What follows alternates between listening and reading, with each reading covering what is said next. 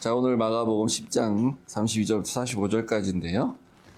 성배를 찾아서 떠나는 길의 여정에 내가 마시겠나이다 이런 고백을 할 수 있는 그런 시간 되시길 주의로 축복합니다. 자, 읽어보겠습니다. 같이 한 절씩. 예루살렘으로 올라가는 길에 예수께서 그들 앞에 서서 가시는데 그들이 놀라고 따르는 자들은 두려워하더라.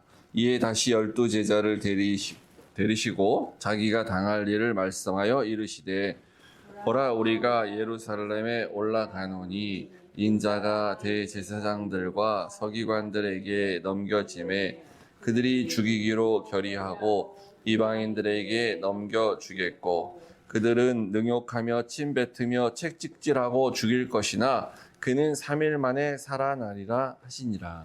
세베대의 아들 야고보와 요한이 주께 나와서 여짜오되 선생님이여, 무엇이든지 우리가 구하는 바를 우리에게 하여 주시기를 원하옵나이다. 이르시되 너희에게 무엇을 하여 주기를 원하느냐. 여짜오되 주의 영광 중에서 우리를 하나는 주의 우편에 하나는 좌편에 앉게 하여 주옵소서. 예수께서 이르시되 너희는 너희가 구하는 것을 알지 못하는도다. 내가 마시는 잔을 너희가 마실 수 있으며 내가 받는 세례를 너희가 받을 수 있느냐? 그들이 말하되 할 수 있나이다. 예수께서 이르시되 너희는 내가 마시는 잔을 마시며 내가 받는 세례를 받으려니와 내 좌우편에 앉는 것은 내가 줄 것이 아니라 누구를 위하여 준비되었든지 그들이 얻을 것이니라. 10 제자가 듣고 야고보와 요한에 대하여 화를 내거늘 예수께서 불러다가 이르시되 이방인의 집권자들이 그들을 임의로 주관하고 그 고관들이 그들에게 권세를 부리는 줄을 너희가 알거니와 너희 중에는 그렇지 않을지니 너희 중에 누구든지 크고자 하는 자는 너희를 섬기는 자가 되고 너희 중에 누구든지 으뜸이 되고자 하는 자는 모든 사람의 종이 되어야 하리라. 인자가 온 것은 섬김을 받으려 함이 아니라 도리어 섬기려 하고 자기의 목숨을 말하는 사람의 대속물로 주려 함이니라. 아멘. 하나님 아버지 감사합니다. 오늘도 말씀 가운데 함께하여 주셔서 말씀이 주님의 살아있는 생명의 말씀 되게 하여 주시옵소서. 예수님의 예루살렘으로 올라가는 길의 여정을 우리도 지금 말씀과 함께 따라가고 있습니다. 이 길에서 우리가 벗어나지 않게 하여 주시옵소서. 예수님의 하시는 말씀을 잘 새겨 듣고 우리가 원하는 길을 포기하도록 은혜 베풀어 주시옵소서. 오직 예수님의 길만을 따라가는 참된 제자 되게 하여 주시옵소서. 예수님 이름으로 기도했습니다. 아멘. 아시다시피 그 예수님과 관련된 소재가 영화나 소설로 많이 다루어졌는데요. 그러니까 뭐 지저스라는 그런 완전한 그 예수님의 생애를 다루는 영화 말고도 많은 영화가 예수님과 관련이 있거나 성경에 이제 관련이 있는 그런 영화가 이제 서구 영화에 되게 많아요. 근데 이제 그 중에 이런 얘기가 하나 또 있습니다. 어떤 거냐면 예수님이 이제 제자들과 마지막 만찬을 하셨잖아요. 그때 이제 떡과 포도주를 나누셨는데 그때 마셨던 그 잔, 컵이에요, 컵. 잔이 그게 있는데 당연히 있었겠죠, 그때. 그 포도를 따서 마실. 그게 있는데 그거를 그 예수님이 십자가에서 이제 죽을 때 아리마대 요셉이라는 그 부자인 고위관리가 그 사람이 이제 그 요셉이 예수님의 시신을 받아가지고 자기 무덤에 장사를 지내잖아요. 근데 그 컵이 왜 그 아리마대 요셉한테 갔는지 모르지만 어쨌든 그 아리마대 요셉이 그 컵을 가지고 이렇게 예수님의 몸에서 여전히 흘러나오는 피를 그 컵으로 이렇게 받았다. 그 잔에 담았다. 라고 하는 이제 전설. 이게 있는 거예요. 아니, 이게 영화 속에 여기 있는 거예요. 실제는 없어, 그런 전설은, 실제는. 그래서 그 잔이 그 예수님의 최후의 만찬인 포도주를 담고 그리고 나중에 또 예수님의 몸에서 나온 피를 담았던 잔이라 그래서 그게 거룩한 잔이에요. 그래서 그거를 한자를 쓸 때 성배 그렇게 하는 겁니다. 성배. 그런데 이제 그러다 보니까 이게 이제 사람들 가운데 무슨 마음이 생겼냐면 이 잔을 소유하면 그러니까 이 잔 자체가 힘이 있는 거예요. 그래서 이 잔에 물을 담아서 마시면 병도 나. 죽지도 않아, 늙지도 않아, 뭐 이런 거. 또 혹은 이 잔을 소유하고 있으면 이 평화가 와. 평강의 왕이셨으니까. 이제 전쟁도 멈추고 막 이렇게 그런 거예요. 이제 그래서 이제 이걸 소설이나 영화로 만든 게 대표적인 게 우리가 알고 있는 게 있는데 그게 이제 인디아나 존스라는 해리슨 포드 그 사람이 나오는 그 시리즈 중에 하나 있는데 이 컵을 이제 찾으러 가는 거예요. 성전, 잃어버린 성전을 찾았는데 그 성전에 가서 보니까 이제 그게 있었어요. 성배가. 컵이. 근데 가보니까 컵이 하나만 딱 있어야 되는데 영화 기억나시죠? 컵이 수십 개가 있는 거예요. 그 중에 하나가 진짜야. 그 영화 속에서 그런 거예요. 그러니까 그걸 골라야 돼. 어떤 건지. 기회는 한 번밖에 없어요. 근데 이제 그 독일군 이제 장교는 컵을 어떤 걸 고르냐면 왕의 잔이니까 황금으로 아주 찬란하게 이렇게 빛나는 그런 잔이 이게 그거겠죠. 그래서 이제 그거를 이렇게 하고요. 그래서 이제 그거 아니었어요. 그 당연히. 그래서 이제 인디아나 존스는 이제 그게 아닌 걸 알고 우린 다 아는가 성경 알기 때문에 뻔히 이건 목수의 잔이지. 그래서 이게 나무 잔이든가 아니면 이제 이 목수의 잔이고 그래서 그 중에 제일 초라하고 볼품 없는 잔 이거지 이렇게 해가지고 그거를 골랐는데 그게 딱 그 잔이야 맞아. 그러니까 그래서 이제 아버지 쇼 코넬리가 나온 아버지로 나온 그 사람이 총에 맞아가지고 죽게 됐는데 그 잔에 있었던 물을 그 상처에다 부으니까 이제 총 맞았는데 살아나고 마시고 그래서 살아나고 이제 그런 얘기입니다. 근데 이제 요게 거기만 있는 게 아니고 그 아더왕에 대한 이게 소설 거기도 나와요. 이 아더왕은 실제 왕이 아닙니다. 실제 영국에서 있었던 왕이 아니고 이게 전설 속에 있던 그냥 이야기 속의 왕이에요. 거기 이제 원탁의 기사가 나오잖아요. 근데 이제 아더왕이 그 원탁의 기사한테 이 성배를 찾아오라고 명령 보내요. 왜냐면 이제 이때 전쟁 중이야. 여기 있으면 평화고이기 때문에 뭐 그런 내용이랍니다. 찾아보니까. 그래서 그 기사가 성배를 찾아. 근데 이 성배를 찾았는데 아무도 못 갖게 하기 위해서 그 성배를 지키는 기사가 돼, 그 사람이. 그래서 그 인디아나 존스의 영화를 볼 때는 몰랐는데 거기 갔더니 웬 중세의 기사가 한 명이 딱 있어요. 그 사람이 그걸 지키고 있는 거야. 그 사람이 이 성배를 지켜. 수백 년을 거기 살고 있을 때 혼자. 거기에 생각해보니까 이거 아더왕의 그 기사 그 사람이구나 이렇게 연결되는 그런 건데 이런 스토리입니다. 그러니까 요 성배가 그러니까 이제 우리가 이거 믿으면 안 돼요. 착각하시면 안 돼요. 존재하지도 않고요. 당연히 그 컵이 지금 왜 있겠습니까? 근데 존재해도 있지도 않지만 있어도 그런 능력이 없어요. 그거는 다 미신이지. 그야말로 미신. 그런 걸 믿는 건 기독교가 아니에요. 그거는. 그거는 카톨릭입니다. 카톨릭은 그래서 성물이란 거 있잖아요. 거룩한 성인이 쓰던 물건이 내가 무슨 힘을 발휘해 줄 거다. 그거 부적이에요, 그러면 그거는. 근데 기독교는 그런 거 없습니다. 십자가도 형상화된 저희는 없죠. 이렇게 십자가, 교회 가면 있는 것도 아무 그 기능을 하는 게 아니에요, 그거는. 상징이지. 거룩한 물건은 기독교는 없다. 단지 거룩한 사람만 있다. 사람이 거룩한 거예요. 이게 어떤 신학자가 아주 유명한 얘기를 했었는데. 근데 이제 역설적으로, 이거 상징인데 영화의 스토리는 그런데 오늘날에도 이 성배를 찾아다니는 사람들이 많아요. 찾아서 이 잔을 마셔서 영생을 하거나 무슨 특이한 권력을 가지려고 하는 사람이 오늘날에도 많이 있습니다. 무슨 얘기냐면 실제 그렇게 다닌다는 게 아니고 우리가 읽은 아까 38절에 보면 야고보와 요한이 이렇게 왔을 때에 예수님이 뭐라고 했습니까? 내가 마시는 잔은 내가 마시게 될 그 잔을 요게 이제 그러니까 성배예요. 영화 스토리상에서. 그거를 너희도 마실 수 있느냐? 이렇게 물었잖아요. 그래서 요한과 야고보가 뭐라 했습니까? 예, 우리가 마시겠습니다. 마실 수 있습니다. 라고 했었죠. 그래서 요한과 야고보만 마실 수 있다라고 하는 게 아니고 오늘날에도 저도 마실 수 있습니다. 저도 마시고 싶습니다. 라고 생각하는, 그렇게 원하는 사람이 오늘날에도 많다라는 겁니다. 찾으러 다니는 그런 게 아니라 무슨 말이냐면 서로 생각하는 잔이 달라요. 예수님이 생각하는 그 잔과 우리가 생각하는 게 달라요, 잔이. 예수님이 말하는 이 잔은 그런 능력이 있는 성배가 아니고 독배예요, 사실은. 독배.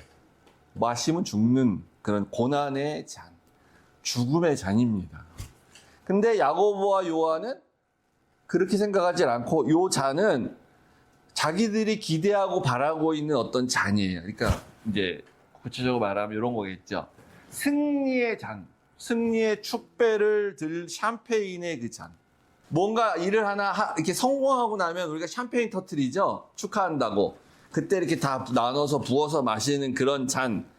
영광의 잔이에요, 이게. 그래서 권력의 잔이고, 거기서 함께 같이 그 잔을 마시는 사람들이 핵심 멤버인 거예요. 서울에 보면 이런 영화 보면 그래서 이제 승리하고 나서 군인들이 샴페인을 터뜨려 잔을 막 들고 마시고 축하를 하지 않습니까?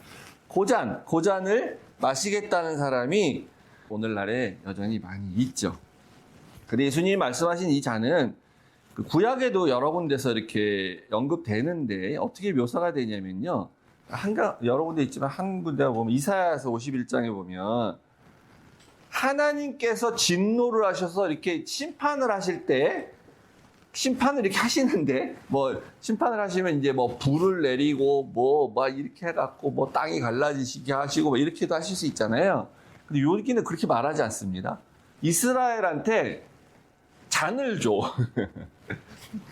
이거 야 이스라엘 백성들아 이 잔을 다 마셔. 포도주의 잔을 하나님이 쭉 주십니다. 그래서 이스라엘이 이 잔을 다 마셔요. 그 마시면 어떻게 되니까 취하죠. 포도주니까. 취해가지고 아무 힘도 없고 무기력하고 이렇게 술 먹고 헬렐레하고 아유 좋다 뭐 취해서 좋다 뭐 우리 세상이야 요렇게 할 때 그렇게 백성들이 다 하고 있을 때 하나님이 아무 저항도 못하고 있을 때 확 심판하신다는 거예요. 그래서 이게 분노의 잔으로 주신다는 겁니다. 분노의 잔. 그래서 이거는 억지로 다 마셔야 돼요. 근데 이제 어떤 사람은 억지로 마시기도 어떤 사람은 요게 그 샴페인 축하의 샴페인인가 보다 착각하고 마시기도 하겠죠. 어쨌든 다 마셔. 그래서 심판을 받게 되는데 그러니까 요 잔에 하나님이 자기 자신의 그 분노 그 정말 치밀어 오르는 진노의 앙금을 여기다 다 담아서 요걸 마시게 한다는 겁니다. 예수님은 요 관점에서 얘기하시는 거죠. 내가 마시는 잔은 요런 잔이야. 심판의 잔. 하나님의 분노의 잔. 이건데. 그럼 너, 야고보, 요한아, 니네 이거 마실 수 있냐? 라고 말할 때 예수님은 이제 이거 설명하지 않고 물론 말했어요. 이중적 의미에서. 그러니까 야고보와 요한은 그 생각은 못하고 전혀 샴페인의 잔이라고 생각하고, 네, 마시겠습니다. 이렇게 얘기했죠. 그래서 예수님이 자기도 이제 한번 얘기했지 않습니까? 우리 유명한. 한번 같이 읽어볼까요? 시작. 이르시되 아버지여 만일 아버지의 뜻이거든 이 잔을 내게서 옮기시옵소서. 그러나 내 원대로 마옵시고 아버지의 원대로 되기를 원합니다. 때만의 동사에서 기도할 때죠. 이 잔이 그런 뭐 영광의 잔이면 왜 이거를 내게서 옮기시옵소서 이렇게 말했겠습니까? 그게 아니라는 거죠. 그러니까. 근데 제자들은 완전히 다르게 생각하고 있는 거예요. 그래서 우리가 그런 관점에서 몇 군데 조금 본문을 이렇게 쭉 한번 찾아보겠습니다. 이제 처음 시작은 예루살렘으로 올라가는 길인데 예수님 거의 다 왔습니다. 이제 예루살렘으로 가는 길은 이제 다음 주 정도에서 끝나요. 이제 예수님 들어가셔요. 올라가는 길에 예수님께서 그들 앞에 서서 가셨다. 그냥 상황을 묘사하는 것 같지만 다 의도된 거예요. 이거 이제 뭐냐면. 이 잔을 마시러 가는 길인데 예수님은 막 억지로 어쩔 수 없어서 가시는 그런 게 아니라는 거예요. 예수님이 앞서서 가셔. 리드의 제자들을. 이렇게 적극적으로 가신다는 그런 거죠. 그러니까 예수님은 자기가 적극적으로 십자가를 지시는 거예요. 어쩔 수 없어 죽는 게 아닙니다. 그런 걸 모르는 사람들이 예수님이 어쩔 수 없이 죽게 돼서 원래 죽지 않으려고 그랬는데 죽게 돼서 죽었고 제자들이 그거를 미워한 거다 이런 식으로 이제 비난을 하는데 사실 그게 전혀 아닙니다. 여기 이 길은 이제 이 길의 끝에 가면은 배신과 능욕과 침뱉음 그런 게 있다 그랬잖아요. 그래서 그 길을 가고 있는데 그렇지만 또 부활을 기다리고 있는 그런 길이에요. 그래서 많은 사람들을 구원하게 될 그런 구원의 길이죠. 그래서 이제 제자들은 뒤따라가고 있는데 근데 제자들이 왜 놀라고 두려워하면서 따라가고 있었을까요? 이 지금 십자가에 가서 내가 죽을 거다라고 말하기 아직 전이에요. 근데 두려워하고 놀라고 따라가고 있잖아요. 그러니까 이건 아마 곧 지난주 설교. 부자가 천국 들어가는 건 어려워. 낙타가 바늘기 들어가는 것 같아. 그것 때문에 놀랐잖아. 그리고 먼저 된 자가 나중 될 거야. 나중 된 자는 먼저 될 거야. 이렇게 뒤바뀌어. 그래서 도대체 이 세상, 예수님이 만들고자 하는 그 세상은 도대체 무슨 세상인가? 놀랬는데 그 놀람의 결과가 이거 너무나 좋은 세상이에요. 이거 도대체 상상할 수도 없는 세상이었는데 예수님의 말을 듣고 보니까 나는 정말 이런 세상에 살고 싶어요. 이게 진짜 천국이지. 놀래고 그다음 기쁨해야 되잖아요, 결과가. 근데 제자들은 그게 아니야. 놀랬는데 이 세상은 생각해보면 생각할수록 두려운 세상이 되는 거죠. 도대체 알 수가 없고 두렵고 뭔가 다 뒤집어진대. 그래서 두려워 가는 거예요. 그리고 나서 예수님께서 이제 마지막 세 번째 순환고지 하시는 겁니다. 읽은 대로 내가 죽을 것이다. 근데 이번에는 굉장히 자세하면서 구체적으로 얘기하고 있죠. 그리고 이 정도 들으면 이 세 번째 들은 거잖아요. 그러면 제자들이 좀 어느 정도 어렴풋이 이렇게 좀 짐작을 하거나 깨닫거나 해야 될 것 같은데 그리고 그래서 아까 놀라고 두려웠다는 말이 요 뒤에 35절에 나오면 그런 맞아요, 순서적으로. 이 말을 듣고 나니까 제자들이 정말 놀라고 또 정말 두렵다. 이게 어떻게 된 거지? 이런 게 되잖아요. 근데 그게 아니야. 그 전에 놀란 거고 그렇게 하고 이걸 들으면서도 전혀 놀라거나 두렵지 않습니다. 왜냐하면 놀라고 두려워했다면 야고보와 요한이 나와서 그 뒤에 그런 얘기를 할 수가 없거든요. 그러니까 요거는 이렇게 생각을 해야 돼요.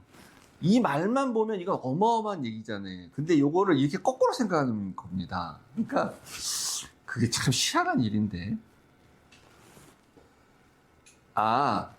예수님은 3일 만에 살아난다는 얘기를 하셨지. 3일 만에 살아난다는 게 정확히 자기들 어쨌든 뭔지 몰라. 근데 요거는 승리한다는 얘기 아니야? 이걸 뭔가 이렇게 지금 우리가 알아들을 수 없는 복잡한 얘기를 이렇게 뭔가 상징을 써서 비유를 써서 뭐 이렇게 해갖고 얘기를 하시나 보다 이렇게 생각을 한 거예요, 오히려. 그러니까 뭐 침뱉을 받고 채찍질 당하고 뭐 이렇게 하는 걸 그런 일이 있을 수도 있을지도 모르겠어. 그렇지만 이 고난을 뚫고 나가실 거야. 그런 일이 있을지 모르지만 뭐 이방인들과 제사장들이 예수님을 막 반대하고 핍박하는 일이 있을 수 있겠지. 그렇지만 예수님을 돌파하실 거야. 다 제압하실 거야. 그러니까 3일 만에 뭐 살아난다 이런 식으로 약간 좀 비유로 말씀하시나 보다.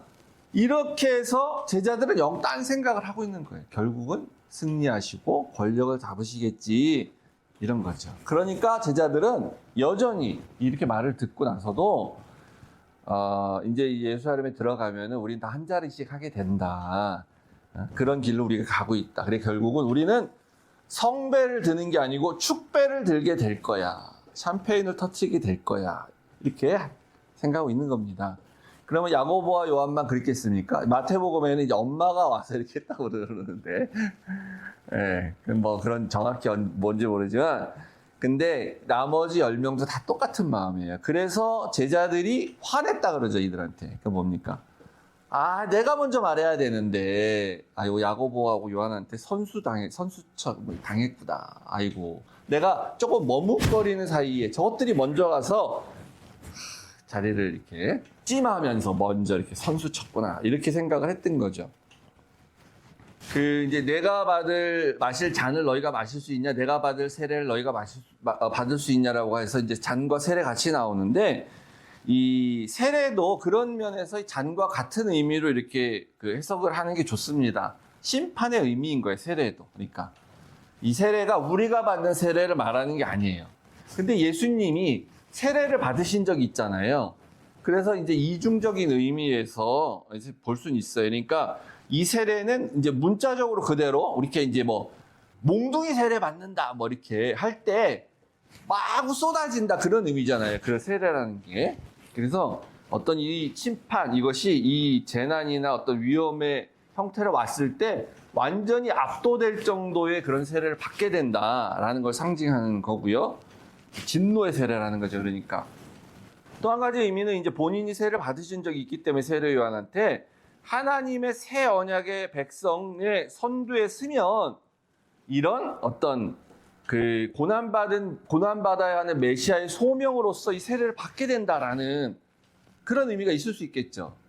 그래서 예수님이 십자가상에서 죽으시고 피 흘리는 것, 그 자체가 일종의 세례다라고 이렇게 볼 수도 있습니다. 그래서 그것 받을 수 있겠냐? 물어보는 거예요. 그랬을 때 야고보와 요한이 네, 우리도 할 수 있습니다. 이렇게 얘기했죠. 나중에 그들이 이렇게 하게 됩니다.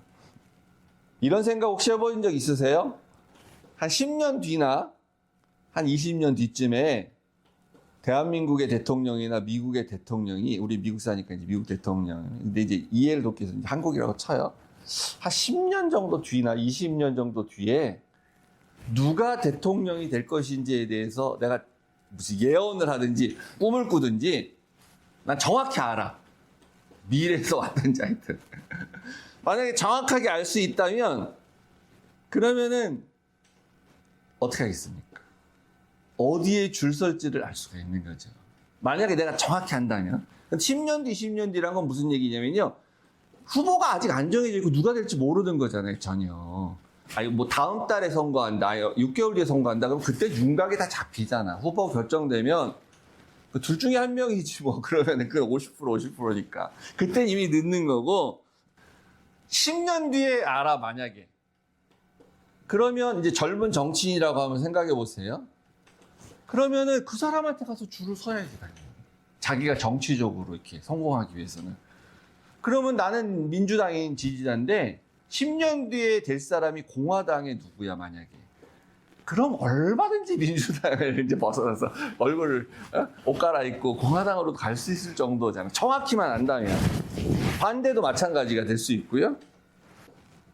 그래가지고 이제 젊은 나이에 한 10년 그 사람을 위해서 진짜 온 몸을 바쳐서 열심히 일하고 한 이제 헌신적으로 했어. 10년 따라다녔어. 한 또 뭐 한 20년 따라다녔어.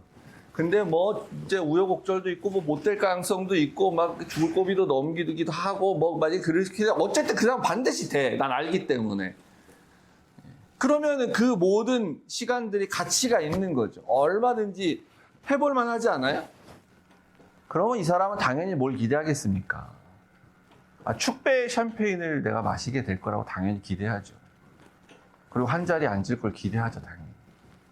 그러니까 이게 무슨 한 자리에 앉아가지고 뭐 부정부패하고 무슨 뭐 이렇게 온갖 나쁜 짓 하고 그러려고 한 자리 한다는 그런 말이 아닙니다. 그 사람이 남자로 태어나서 여자도 그렇지만 아니 이렇게 뭔가 어떤 자리에서 이렇게 열심히 일을 해보고 싶고 막 이렇게 도지사 같은 것도 해가지고 막 이렇게 행정도 해가지고 내가 막 그런 일도 해보고 싶고 뭐 기업으로 치면 막 회사의 CEO도 돼서 이렇게 그런 걸 해보고 싶고 하는 그 긍정적인 의미에서 나쁜 짓 하려고 그런다는 게 아니라 그런 면에서 그런 마음을 가지고 야망을 가지고 비전을 갖는 거는 그 좋은 거예요. 근데 그 사람이 확실히 돼, 대통령이. 그러면 내가 그런 일을 할 수 있을 거다라고 기대를 하고 원하는 거는 당연한 거잖아요. 나쁜 게 아니지, 그거는. 야고보와 요한도 그렇고 나머지 제자들도 그렇습니다. 그런 면에서 이 제자들이 이렇게 요청하고 이렇게 원하고 있다고 하면 세상적인 관점에서 봤을 때 좋은 리더는 그걸 탓하면 안 돼요. 그거 잘못됐다고 얘기하면 안 돼. 그럼 누가 따라가겠습니까? 예수님이 세상적인 그런 리더라면 그런 이 사람들의 그런 기대와 욕구를 장려해주고 그렇게 될 것이다라고 약속을 해줘야 비전이 있는 리더지. 그래야 목숨을 걸고 따라가지. 근데 예수님은 아닙니다. 예수님은 정반대로 얘기를 합니다. 42절부터 44절까지 나오잖아요. 정반대예요. 이방인의 집권자들은, 그러니까 세상 사람들은 다 그런 걸 원해서 그렇게 되면 권세를 부리는 걸 알지 너희들이 다. 너희들도 다 그렇게 하고 싶은 마음이 있어서 하는 거지. 근데 너희는 그렇지 않다. 그렇게 하면 안 된다는 거예요. 그러니까 너희는 그런 사람들이 못 돼. 너희들은 그런 사람이 되면 안 돼. 나는 그런 왕이 되는 왕이 아니야. 그러니까 너희들도 그런 사람이 못 돼라가 아니래요. 되든 안 되는 게 중요한 게 아니고 될 수도 있는데, 근데 너희들은 그렇게 하면 안 된다는 거예요. 그런 식으로 하면은. 왜냐하면 예수님이 세우려고 한 나라는 이 세상의 그 가치관하고 완전히 다르기 때문이에요. 이 세상의 가치관이 나쁘다는 게 아니에요. 아까 제가 말씀드린 것처럼 정상이에요. 근데 하나님 나라는 그거랑 달라. 완전히 달라. 그러면서 너희는 섬기는 자가 돼야 된다. 너희는 다른 사람의 종이 돼야 된다라고 말을 했는데, 자, 그러니까 우리가 요 말을 이해할 때요, 요거를 예수님이 너희는 섬기는 자가 돼야 된다. 너희는 다른 사람의 종이 돼야 된다. 그게 전에도 나왔었죠. 너희들 크고자 한 사람이 되면 너희 작아져야 된다는 말과 똑같은 말인데, 우리가 이 앞에 이런 맥락을 하나도 안 보고 요것만 보면은 맨날 예수님 우리 보고 섬기는 삶을 살라 그랬어. 봉사활동 많이 하라 그랬어. 예수님의 가르침이야 그게. 그렇게만 이해한다는 거 전부. 그거 해야 되는 거 맞아요. 근데 이게 그런 얘기가 아니에요 전혀. 섬기는 삶을 살라는 얘기가 아니에요. 봉사하는 활동하라는 게 아니에요. 아무리 섬겨도 우리 생각이 바뀌지 않으면 소용이 없는 거야. 아무리 봉사를 해도 하나님 나라의 가치관으로서 생각하고 섬기고 봉사를 해야지. 그건 안 바뀌고 세상적인 가치관에서 섬기고 봉사하는 거 그거 하라는 얘기가 아닙니다. 아무 소용이 없어요. 그거는. 생각을 완전히 바꾸라는 겁니다. 예수님이 말하는 거는 180도 완전히 다르게 생각해 말하는 거예요. 왜냐하면 세상 나라와 다르기 때문에 하나님 나라는. 그러니까 우리는 이렇게 제자들이 빠졌던 이런 오류에 빠지지 않기 위해서는 어떻게 할 수 있습니까? 우리도 점검을 항상 해야 돼요. 그러니까 이제 예수님 가르쳐 주신 대로 하면 되는데, 예수님 가르쳐 주신 거는 표면적으로는 섬기는 삶을 살아라, 봉사하는 삶을 살아라고 보이지만 그건 표면적인 거고, 그게 아니라 생각을 완전히 이제 180도 바꿔 생각해 보면 이런 거예요. 그러니까 이 교회 안에서, 교회 내에서 많은 사람들이 일반적으로 좋아하는 어떤 가치관이 있어요. 그게 진리고 선인 것처럼. 다 우리 좋은 그리스도인이라면, 하나님한테 축복받은 사람이라면 우리는 이러이러하게 살아야 돼. 우리 이런 사람이 되어져야 돼 하고 그런 어떤 가치관이 있어요. 그리고 세상 사람들도 그것도 마찬가지로 비슷하게 좋아해요. 만약에 그런 것이 있으면 정말 그게 맞을까? 정말 그게 맞을까? 정말 그게 예수님의 가르침일까를 180도 완전히 반대로 한번 생각해 보라는 거예요. 맞는지 안 맞는지. 그렇게 반대로 생각해 봤는데도 맞으면 그러면 그렇게 해야지. 그건 예수의 가르침이니까. 그럼 우리가 맨날 어려서부터 들은 얘기가 뭐가 있습니까? 저도 어려서부터 맨날 들은 얘기가 예수 믿으면 복 받는다. 그게 예수님의 가르침이고 진리입니까? 그럼 180도 같게 한번 생각해 본 거예요. 예수를 믿었는데도 복을 못 받을 수 있다잖아요. 180도 바꿔보면. 예수를 믿었는데도 고난이 있을 수도 있다는 거잖아요. 예수 믿으면 복을 받아야 되는 게 진리라면, 예수 믿으면 고난 받으면 안 돼. 이건 진리가 되면 안 돼. 역설적으로 안 되잖아요, 당연히. 근데 예수 믿어도 고난 받을 수 있고, 예수 믿어도 복을 못 받을 수 있다. 세상적으로 말하면 복을 못 받을 수 있다. 그것도 맞아, 진리야. 180도 바꿔보니까 그것도 맞네? 그러면 예수 믿으면 복 받는다는 건 진리는 아닌 거죠. 그럴 수도 있다는 얘기잖아요. 예를 들어서 요셉처럼 높은 사람 되어서 하나님이라 하면 된다. 이게 진리입니까? 생각해 봐야 되는 거잖아요. 심지어는 선교사들이 이런 말을 해요. 선교사들이. 선교를 하려면 돈이 많이 들잖아요, 여러분. 선교하려면 돈이 다 들죠. 당연히 안 들 수가 없잖아. 선교사 후원도 해야 되고, 선교사들 비행기 타고 왔다 갔다 해야 되고, 선교지에 갖다 줘야 될 것도 많고. 그래서 돈이 많이 들고 하니까 결국은 교회가 선교도 하는 건데, 하나님이 우리한테 직접 이렇게 돈을 주지 않잖아요. 하나님 하늘에서 현찰을 뿌리지 않잖아요. 그럼 어떻게 하냐? 하나님은 우리 중에 하나님이 원하는 사람, 어떤 사람을 아주 부자로 만들어서, 아주 재벌로 만들어서 그 사람이 그 돈을 쓰게 하신다. 이런 논리를 얘기하는 거예요. 그러니까 장로 재벌은 축복받은 사람이야. 장로 재벌 당신 하나님이 그렇게 그런 돈 쓰라고 만들어서 당신 재벌된 거야. 그러니까 당신 돈 좀 써. 당신 성교회에서 교회에 써. 이런 논리예요. 거꾸로 뒤집어 생각해봐요. 이게 맞는 얘기인지. 그러니까 교회도 기업을 해야 된다. 이런 얘기가 나오고. 근데 다행히 교회 개신교 우리 정통 소위 말해 정통 개신교라고 하는 교회에서 개별 교회 단위로 기업을 운영하는 그런 교회는 거의 없어요, 제가 알기로. 다행히 그나마 다행. 그런 거에 대해서는 좀 철저히 잘 지켜. 근데 통일교 보세요. 요즘 맨날 나온 통일교. 기업 하잖아요. 그 재산이 어마어마한 거예요. 막대하잖아요. 그게 그런 것뿐만 아니라. 이런 생각을 우리가 바꿔봐야 됩니다. 그래야 우리가 이런 오류에 안 빠지는 거예요. 기독교인이 대통령이 돼야 된다. 이런 것도 마찬가지예요. 그게 정말 좋은 건가? 180도 뒤집어 생각해 봐야 됩니다. 그랬을 때 예수님의 결론, 이제 마지막 45절에 예수님 이렇게 얘기하셨죠. 그래서 너희들은 크고자 하면, 너희들이 으뜸이 되고자 하면 낮아져야 된다. 모든 사람의 종이 되어야 된다. 이 말씀을 하시고 나서, 자, 그래서 내가 모델이 한번 될게. 내가 한번 먼저 실천해 볼게. 나를 좀 본받아라.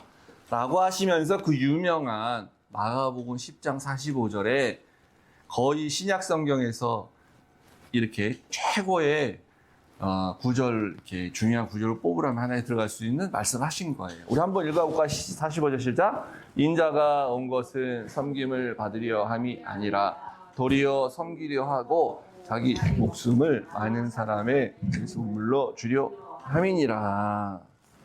우리는 이런 쭉 예수님의 이 계속해서 지금 강조하고 있는 맥락을 보지 않고 45절만 보면은 앞에다가 초점을 많이 맞추는 경우가 많아요. 섬김을 받으려 함이 아니고 섬기려 오셨다. 섬기시는 예수님. 그러니까 뭘 섬기는지는 얘기 안 하고 섬기는 예수님. 그래서 11장 가면 예수님이 이제 말 안 타고 낙이 타시잖아요. 어린 낙이. 겸손하신 예수님. 섬기는 예수님. 그러니까 예수님은 막 이렇게 대접받는 거 싫어하셔. 예수님 이렇게. 그래갖고 우리 섬겨야 됩니다. 이렇게 단순히 이 말씀을 섬김으로 강조를 해요, 자꾸. 근데 그러다 보니까 적용이 다 이런 거예요. 뭐냐면 우리가 예수님 섬기는 삶 이렇게 사셨으니까 자기도 섬김 받으러 온 거 아니고 섬기러 왔다 그러니까 우리 다 목사하고 장로고 우리 교인들은 다 서로 섬겨야 됩니다. 섬기는 거예요. 그래서 장로가 교회 막 청소하고 막 이런 거 섬기는 거. 우리 장로님이 섬기는 모범이야. 우리 장로님 주차봉사 하셔. 주차봉사 섬기는 이런 거. 이거 저기 이제 보통 세상에서는 주차봉사를 누가 합니까? 주차관리원이 하잖아. 근데 장로가 해요. 교회는 장로가 그래도 높은 사람인데 섬기시는 거죠. 목사님이 막 설거지도 하셔. 목사님. 우리 목사님 막 설거지 하시고. 이게 누가 밥 날라다 다 갖다 주고 물도 다 갖다 주고. 그리고 이렇게 교회는 맨날 발 씻어주는 거야. 열심히 발 씻어주는 거. 섬겨야 된다 그래갖고 발 씻어주는 거 열심히 하고. 섬기는 거야, 이러고. 여기서 머무르면 어떡합니까? 그거 해야 되는 거일 수도 있어요. 이거는 근데 섬기라고 하는, 섬기는 그런 거라고 하는 말이 아니잖아요. 우리가 읽어보면 알지만, 정말 답답하지만, 진짜. 이건 어마어마하게 위대한 예수님의 선언이에요. 이 위대한 선언을 예수님이 가르쳐 주셨는데, 이거를 섬겨야 돼. 발 씻어야 돼. 주차봉사 해야 돼. 청소하고 그런 거 해야 돼. 그런 정도로 이걸 적용을 하면 어떡합니까? 이걸. 요즘은요, 세상 사람들도 보이는 데서 그 정도는 다 합니다. 하도 갑질해가지고 하여튼 그것 때문에 이난을 워낙 받으니까 정치인들도 요새 자기가 우산 이렇게 안 쓰고 옆에 보좌관이 써주고 그러면 당장 갑질했다고 난리가. 자기가 다 우산도 지켰어요. 대통령도 어디 이렇게 기업 방문하면은 식당에서 밥 먹을 때 자기가 식판 들고 이렇게 배식바닥 들고 가서 이렇게 먹어야지 딱 앉아있고 누가 갖다 주면 난리 나고 그렇게 많이 했다 그러면은. 세상 사람도 그냥 그렇게 해요, 보여주는 데서는. 근데 우리가 이런 걸 자꾸 이렇게 그렇게 보여지는 게 섬김이라고 생각하면, 이거 물론 중요해요, 어떤 면에선. 근데 정작 중요한 일에서 이렇게 하면 안 돼, 지도자는. 지도자는 지휘를 해야지, 지도자가 지휘를 하지 않고 자기가 가가지고 청소하고 앉아있고, 기업 CEO는 그 모든 걸 다 통솔해가지고 전체를 운영해야지 답답하다 그래갖고 자기가 CEO가 공장 갔다가 직원이 일을 제대로 안 하네 하고 자기가 망치 들고 무슨 공장 만드는 걸 자기가 무슨 시범을 보여주고 그 조립하는 걸 하고 앉아있고 그러면 저런 것도 하나 이렇게 잠깐 미담이 될 수 있지 모르지만 그런 나라랑 그런 기업 망하는 거예요.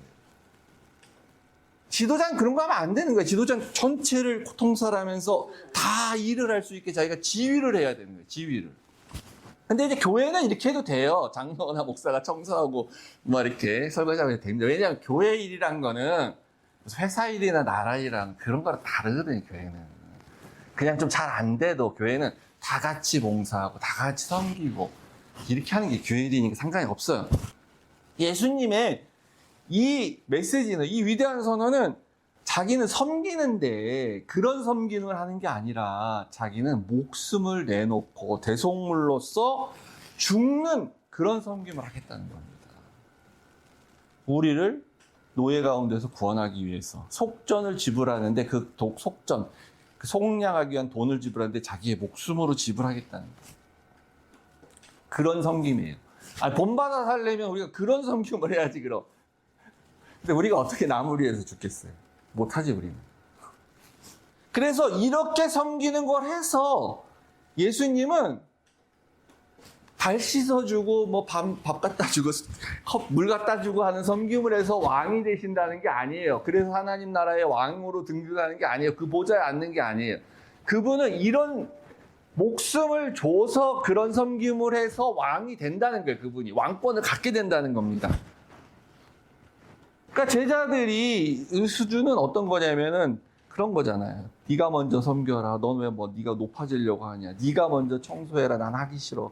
네가 밥해라. 네가 식사 준비해. 이런 차원에서 지금 전혀 그런 맥락에서 나온 게 아니에요. 제자들이 그런 거 가지고 싸우고 있었으면은 예수님이 그렇게 말씀하셨겠죠. 그런 차원에서. 그게 아니야. 제자들이 싸운 건 청소 누가 먼저 할 거냐, 나중에 할 거냐, 누가 시중 둘 거냐, 그런 차원에서 싸운 게 아니에요. 제자들의 싸움은 하늘나라에서, 하나님 나라에서 권력을 누가 가져갈 거냐를 갖고 싸운 거예요, 그들은. 하나님 나라에서는 어떤 사람이 높은 사람이냐라는 이 어마어마한 거시적 관점, 거대한 관점에서 싸우고 있어서 예수님의 결론도 그런 거대한 관점에서 내린 겁니다. 그래서 완전히 생각을 바꿔라. 우리가 교회에서 신앙생활을 오래 한 사람이 먼저 섬기고 봉사하고 이런 건 당연한 거예요, 그거는. 그건 있잖아요. 이런 얘기 아니어도 요즘 이제 현대 교회의 상황을 보면 대형 교회는 물론 아닐 수 있어요. 새신자들이 얼마나 귀합니까? 교회 안에서. 근데 무슨 새신자들한테 갑질하고 그러겠어요, 교회 개인들이. 어떻게 해야 되는지 우리 붙잡기 위해서 잘해주고 봉사하고 이러겠죠, 당연히. 근데 우리가 예수님 말씀을 따르면 좀 교회나 이렇게 우리의 생각이 그런 차원에서 좀 머물지 말라라는 교회 차원, 그런 차원에서. 이런 좀 수준 나온 차원에서, 수준 단체에서 머물지 말고 교회가 내부에서는 잘 섬기고 화목하고 내부적으로는 그렇게 잘할 수 있는데 그런데 교회가 외부를 향해서는 교회가 하나의 권력 집단이 될 수 있잖아요. 안에서는 잘 섬겨. 근데 바깥에서 교회를 보면 교회 자체가 하나의 권력 집단이 될 수가 있어요. 그러면 교회는 그러면 안 된다는 얘기를 하시는 거잖아요, 지금. 세상은 그렇게 보는데, 세상은 그런 걸 원하지만, 그래서 교회 안에서는 섬김과 겸손의 왕이라고 칭할 수 있는 그런 장로님이 교회에서는 그렇게 하는데, 세상에 나가서는 어떤 이권을 향한 권력을 추구하는 그런 사람으로서 보여주면 안 되잖아요. 그런 거 하지 말라는 겁니다. 근데 어떻게 하면 그렇게 할 수 있냐? 180도 다르게 생각해 보면. 세상의 가치관과 하나님 나라의 가치관이 다르다라는 걸 우리가 인정하고 그렇게 보는 건 쉬울 수 있습니다, 오히려. 근데 심지어 교회의 가치관과 하나님 나라의 가치관도 다를 수가 있어요. 우리가 너무 습관적으로 젖어 있는 교회의 가치관이 하나님 나라의 가치관과도 다를 수 있다라고 생각을 하고 교회는 만족하면 안 돼, 그래서. 그리고 교회는 항상 우리는 다 맞아. 우리는 다 옳아. 우리 다 잘하고 있어. 우리 교회는 너무너무 좋은 교회야. 우리 교회는 막 이렇게 해서 정말 천국 같은 교회야. 자부심을 갖는 건 좋은데 그거 자체가 하나의 의가 돼서 우리 완벽해 뭐 이런 거 되면 안 되니까 항상 우리 교회도 하나님 나라의 가치관과 다른 우리 교회가 우리도 모르는 어떤 우리 교회의 가치관이 있는데 그게 하나님 나라와는 다르지 않나?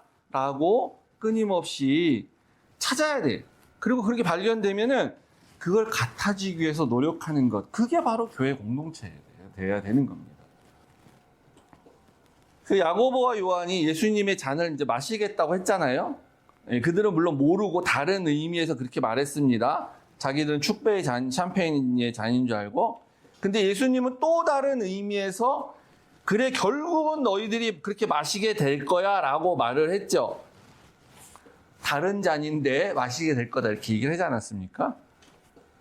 그래서 나중에 야고보와 요한이 결국은 자기들이 생각했던 그 축배 샴페인의 잔이 아닌 고난의 잔을 마시게 되죠.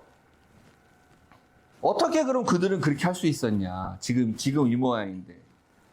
예수님의 이 예루살렘으로 올라가는 그 길, 그리고 십자가로 가는 그 길, 그 십자가 이후의 그 길에 끝까지 같이 갔기 때문에, 그들이 끝까지 가서 결론을 받기 때문에 나중에 돌이켜보니까 자기들이 그때 이렇게 어리석고 잘못됐다는 생각을 바꾸게 된 거잖아요. 그때까지 예수님이 붙잡아 주시고 예수님이 지켜주시면서 이 사람들이 바꿀 수 있도록 해주신 이게 성령의 능력이죠. 그러니까 우리도 그렇게 돼야 된다고 생각하셔야 돼. 우리도 지금 잘못 알고 있을 수 있어요. 우리도 생각이 다를 수 있어요. 우리도 엉뚱한 샴페인의 잔만 생각할 수 있어요. 그런데 우리도 이제 끝까지 가면 바뀔 수 있다는 믿음도 중요하고, 근데 우리 중요한 게 뭐냐면 우리 끝까지 그렇게 가면 안 됩니다. 왜냐하면 우리 결론을 다 알잖아요. 제자들은 모르잖아. 그러니까 가야 되죠. 우리는 결론을 다 알잖아요. 그러니까 나중에 바뀌겠지 그러면 안 되고 지금 바뀌어야 됩니다. 지금 말씀을 들을 때 지금 생각이 바뀌어야 되는 거예요. 항상 중요한 건 제가 늘 강조하는 거죠. 우린 기다리면 안 돼요. 우리는 결론을 다 알기 때문에. 지금이 기회입니다. 지금이 깨달을 수 있는 기회. 지금이 예수님이 너희가 마실 수 있느냐라고 우리한테 물을 때에 우리는 샴페인 생각하지 말고 고난의 포도주라고 딱 알고 생각하고 제가 마시겠습니다 라고 해야 우리의 신앙이 쭉 이어지게 되는 겁니다. 우리 성도님 모두 그런 삶 사시길 주의 축복합니다. 아멘.